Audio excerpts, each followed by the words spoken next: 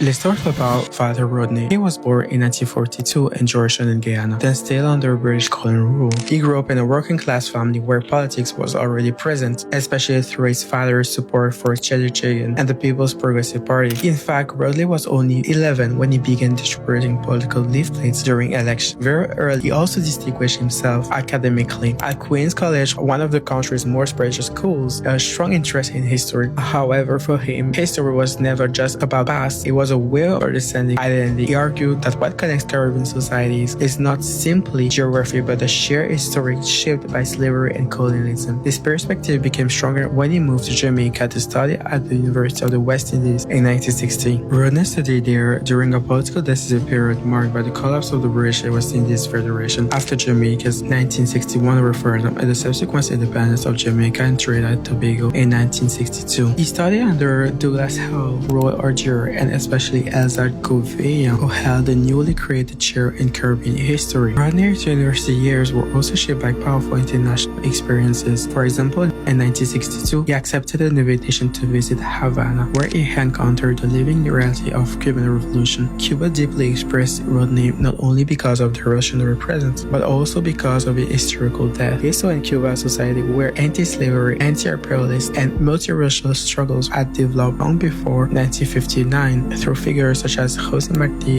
Antonio Maceo, and Maximo Gomez. Rodney also traveled to the US and later to the Soviet Union, including Leningrad, when he encountered abundant revolutionary literature and available within American ideological contrasts during the Cold War. These experiences allowed him to connect Caribbean struggles with wider global revolutionary histories. In 1963, he moved to London to begin doctoral studies at SOS University of London. Although he already distinguished himself academically, he still faced doubts about the value of his Caribbean degree, which reflected the hierarchy of British academia at the time. In London, he became increasingly critical of traditional African studies, which he saw as too detached from contemporary political struggles. At the same time, he entered important diasporic intellectual circles, especially through C.L.R. James, whose book The Black Jacobins deeply influenced him by showing how enslaved people in Haiti were central actors of history. After completing his doctorate, Rodney chose to teach in Tanzania at the University of Dar es Salaam,